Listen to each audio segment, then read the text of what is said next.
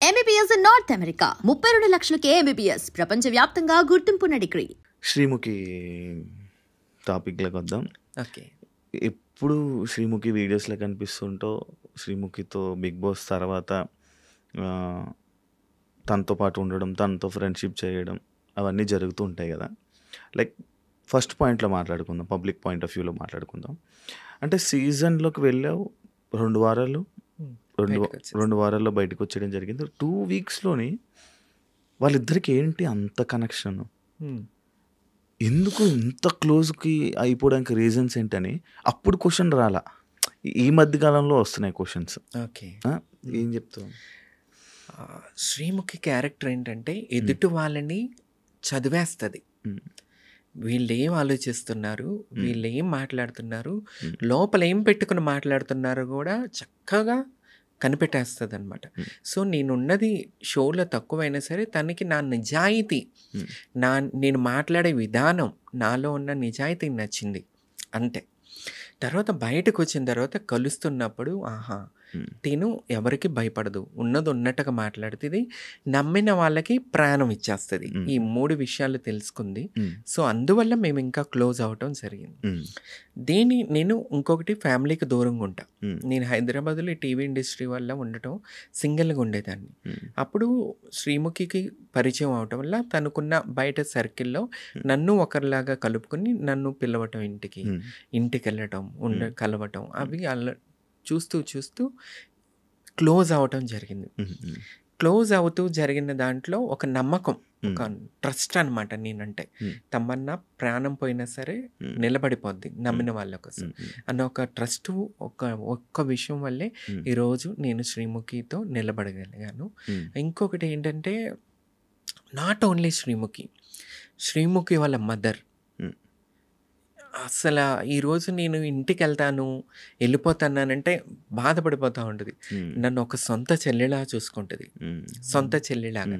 అంటే శ్రీముఖిని నేను, నాకు బిడ్డలు లేని లోటు, అంటే నాకు పిల్లలు లేని లోటు శ్రీముఖి వాళ్ళ తమ్ముడు సుశ్రుత్, వాళ్ళిద్దరిని నేను ఒక బిడ్డలాగా చూసుకుంటా. ఐ ఫీల్ మదర్ శ్రీముఖిని నా బిడ్డలా చూసుకుంటాను.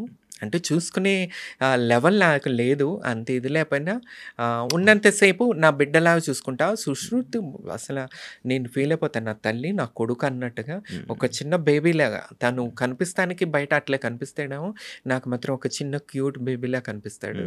సో నేను వాళ్ళకి చూసుకుంటే ఒక పిన్ని లెక్క అనమాట. వాళ్ళ అమ్మకి సిస్టర్స్ లేరు, నాకు సిస్టర్స్ లేరు.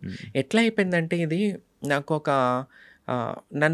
నిజం చెప్పాలంటే ఈరోజు నీకు చెప్తున్నాను, నన్ను దత్తత తీసుకుంది శ్రీముఖి. శ్రీముఖి కూడా ఎక్కడో చెప్పు ఉండకపోవచ్చు, నేను ఇంతవరకు ఎక్కడ చెప్పలేదు.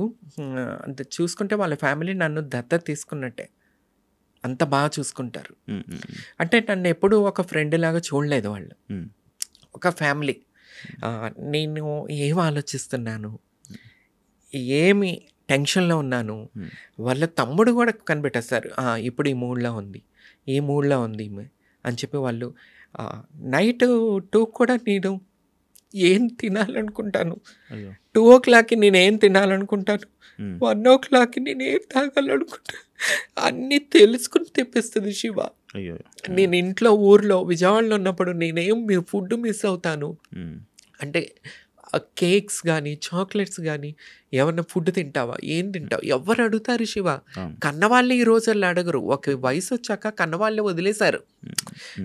చుట్టవాళ్ళు మాటలకి ఎందుకు ఇట్లా, మీ పిల్ల ఎందుకు ఇట్లా, ట్రాన్స్ ఫీమేల్, పేరెంట్స్ దూరం అయిపోయినాక దేవుడి దయ వల్ల నేను బిగ్ బాస్ దాకా వచ్చాను.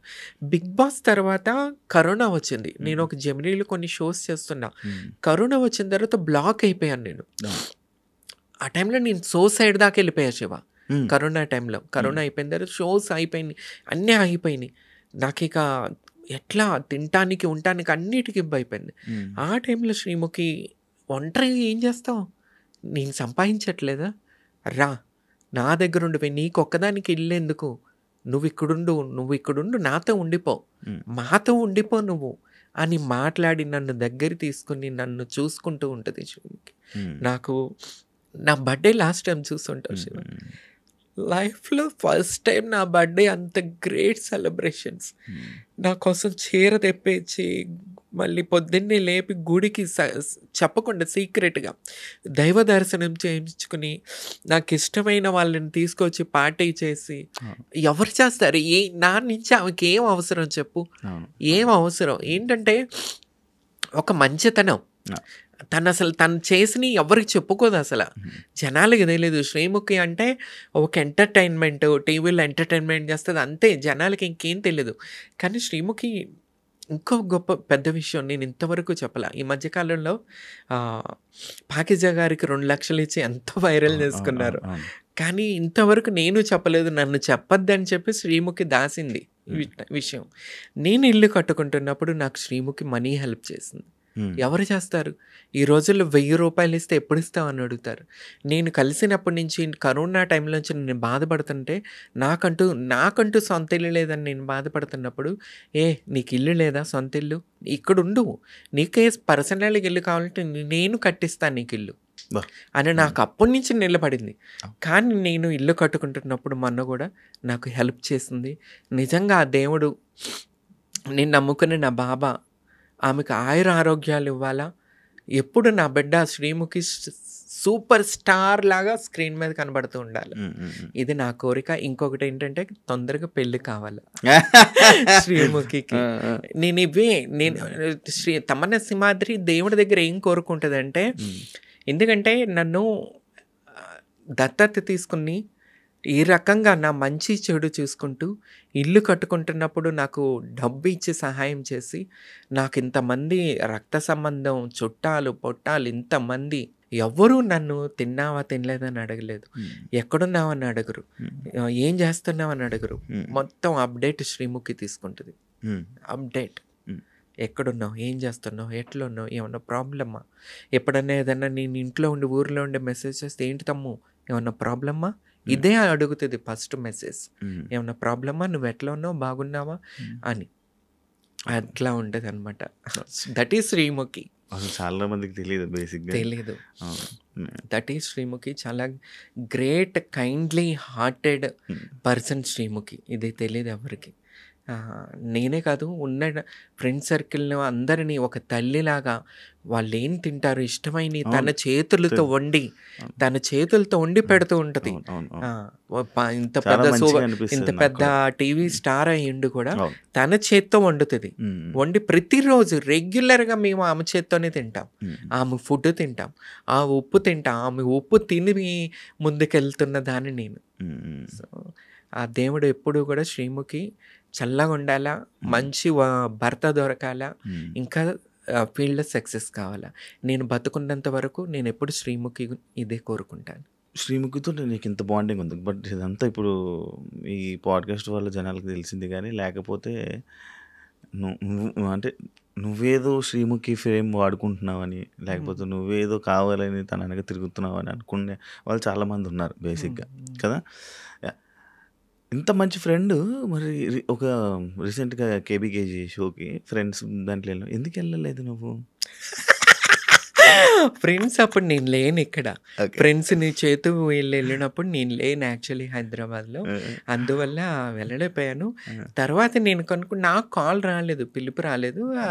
ఇందాక చెప్పాను కదా, డైరెక్టర్స్కి వాళ్ళకన్నా కూడా టీవీ ఛానల్స్లో పనిచేసే బ్యాక్గ్రౌండ్ వెనకాల పనిచేసే వాళ్ళకి నచ్చరు లోకల్ వాళ్ళు. సో అందువల్ల అక్కడ నా పేరు అక్కడ కూడా రాలేదేమో. వాట్ ఎవర్, మనం అక్కడ కనిపించకపోతే ఏముంది, శ్రీముఖికి ఎంతసేపు మనం సపోర్ట్గా ఎప్పుడు ఉంటాం. నాకు సపోర్ట్ చేస్తూ ఉంటుంది, నన్ను కష్టకాలంలో చూసుకుంటుంది. అది చాలు నాకు. ఫేమ్ ఏముంది, ఆల్రెడీ నాకు ఫేమ్ ఉంది as a Bigg Boss season 3 contestant and first trans female MLA candidate Andhra Pradesh. నేను అందరికీ సుపరిచితురాలని, ఇంకేం ఫేమ్కు వాడుకోవాలో చెప్పు. అది కాదు, ఒకవేళ మళ్ళీ బిగ్ బాస్ ఆఫర్ వస్తే వెళ్తావా? మనకెందుకు ఇస్తారు చెప్పు శివ? వస్తే వెళ్తావా? కన్నడ వాళ్ళు, మరాఠీ వాళ్ళు, బెంగాలీ వాళ్ళని తీసుకొచ్చి వాడుకుంటారు, మనల్ని ఎందుకు పిలుస్తారు చెప్పు? ఎంతమందిని తీసుకోలేదు. మళ్ళీ నా కంటెంట్ రేటింగ్ అదిరిపోయింది ఆ టైంలో. వీళ్ళకి కావాల్సింది రేటింగ్, మరి మేము రేటింగ్ ఇస్తున్నాం కదా, మేము ఎందుకు వద్దయ్యా మీకు, నాకు అది కావాలి. పక్క రాష్ట్రాలతో ఎందుకు మీకు? పిలిస్తే వెళ్తా. పిలిస్తే వెళ్తా, ఇంట్రెస్ట్ ఉంది. చంపేస్తా, రేటింగ్ మళ్ళీ జుమ్ అని పంపిస్తా. మీ వాళ్ళు మీకే సపోర్ట్ చేయరు హ్మ్. అంటే యాక్సెప్ట్ చేస్తావా? ఆ, ఎందుకు చేయరు? అసలు ఆడదానికి నీతో ఏంటి ప్రాబ్లం వాళ్ళకి? నాతో ఏం ప్రాబ్లం ఉంది వాళ్ళకి? నేను అసలు వాళ్ళతో నేను వాళ్ళ దాకా వెళ్ళే అంత ఎప్పుడూ లేదు. ప్రాబ్లం వచ్చినట్టు కూడా ఎక్కడ లేదు నాతో. బట్ ఆడదానికి శత్రువు అన్నట్టు ఇట్లా ఉంటుంది అనుకుంటా. కానీ నాకు సపోర్ట్ ఉంది. నీకు సపోర్ట్ చేసే వాళ్ళు ఉన్నారు. అలా అని అందరూ ఒకలాగానే ఉండరు కదా శివ. అంతే, దాంట్లో కూడా అంతే. నీకు పడతారు, అందరితో పడుతుందా? పడుతుందేముంది. ఒరిజినల్ ఎవరైతే ఉన్నారో ట్రాన్స్జెండర్స్ కమ్యూనిటీ, ఒరిజినల్ కమ్యూనిటీ ఉందో వాళ్ళతో ఒరిజినల్ ఏంటి ఫేక్ ఏంటి నాకు అర్థం కాదు. ఈ మధ్య టీవీ షోల కోసం టీవీ షోస్ చేసుకుంటూ ట్రాన్స్పరెంట్గా ముక్కులు కోంచుకుని, పెదాలు కోంచుకొని, దవడలు కోంచుకొని, నుదురు కోంచుకొని, మొత్తం బాడీ సర్జరీ, ఫేస్ సర్జరీలు చేయించుకొని మమ్మల్ని తొక్కేయటం కోసం ఈ మధ్య ముందుకొస్తున్న వాళ్ళ గురించి నేను మాట్లాడను. ఎవరైతే మా కమ్యూనిటీ రిలేటెడ్ ఒరిజినల్ ఉన్నారు, చంద్రముఖి, వీళ్ళందరూ నాతో చాలా క్లోజ్ ఉంటారు. నేను వాళ్ళతో ఎప్పుడూ క్లోజ్ ఉంటా, ఎప్పుడు ఎవ్రీడే మాట్లాడుకుంటాం మేమంతా. నేను కలుస్తూ ఉంటారా. లాస్ట్ టైము రాజమండ్రి, భీమవరం మా కమ్యూనిటీ రిలేటెడ్ వాళ్ళతో కలుస్తూనే ఉంటాను. అందరూ సపోర్ట్గానే ఉంటారు. రీసెంట్ టైమ్స్లో ఇన్స్టాగ్రామ్ ఈ రీల్స్ ఇవన్నీ అయిపోయాక ఎక్కువ బయటకు వస్తున్నారేమో అని అనిపిస్తుంది. అంటే ఇన్ని రోజులు లేనిది ఇప్పుడు ఎందుకు అందరూ బయటకు వస్తున్నారు? అంటే సడన్గా అమ్మాయిలాగా మారడం, అమ్మాయిలకు డ్రెస్లు వేసుకోవడం, లేకపోతే అలా చేయడం, అవన్నీ ఎందుకు ఎక్కువ చేస్తున్నారు? నీకు అనిపిదా ఇప్పుడు? బాధ అనిపిస్తుంది, చాలా బాధ అనిపిస్తుంది. ఏమని చెప్తాం వీళ్ళకి? ఎందుకంటే ఇప్పుడు నేనున్నాను, నా ఈ చిన్నప్పుడు అమ్మ వాళ్ళ ఇంట్లో ఉన్నప్పుడు ఫొటోస్, ఆ లైఫ్ మాకు అసలు ఎవరికి తెలియదు కూడా. ఎప్పుడైతే మారామో అప్పటి నుంచే లైఫ్ అందరూ చూస్తూ వచ్చారు. కానీ ఈ మధ్యకాలంలో వీళ్ళు చక్కగా అందమైన పురుషుల్లాగా తిరగటం, మళ్ళీ మా చీరలా కట్టుకోవటం. ఇప్పుడు ఒక్కొక్క షోలో చూస్తున్నాం, వాళ్ళు ఆ షో వల్ల చీరలు కట్టుకుంటున్నారు, బయటకు వచ్చి అదే చీరలతో తిరుగుతూనే ఉంటున్నారు. సో దీనివల్ల ఎవరు ట్రాన్స్జెండరు, ఎవరు ఏంటనేది పబ్లిక్కి ఫుల్ కన్ఫ్యూజన్ మాత్రం వచ్చేస్తుంది ఈ సోషల్ మీడియా వల్ల. మా లాంటి వాళ్ళకి కూడా గౌరవం పాడు చేసేస్తున్నారు వీళ్ళంతా. ఎందుకంటే మేలుగా కనబడుతున్నారు, మళ్ళీ చీరలు కట్టుకుని కనబడుతున్నారు. ఇంకా వీళ్ళకి మాకు తేడా ఏం తెలుస్తుంది పబ్లిక్కి చెప్పండి? మేము పుట్టకతోనే అలా పుట్టి అలా జీవిస్తూ వచ్చిన వాళ్ళం మేము. వీళ్ళు సగం జీవితం పురుషుల్లాగా బతుకుతూ ప్యాంట్ షర్ట్లు వేసుకుని తిరిగి మళ్ళీ ఇదే జనాల ముందు సర్జరీలు చేయించుకుని చీరలు కట్టుకుని ఉంటే జనాలు ఏమనుకుంటారు? సమాజానికి అసలు ఏమని చెప్తాం మేము అసలు చెప్పండి? ఇది చాలా జరుగుతుంది. అసలు వాళ్ళదే పై చేయగుంది. ఈ రకంగా నిజాయితీగా, ఈ రకంగా ఒరిజినల్స్ ఉన్నారు, వాళ్ళు ఎక్కడో బతుకుతున్నారు. ఈ పురుషులు చీర కట్టుకున్న వాళ్ళు జుయి అని ఎదిగిపోతున్నారు.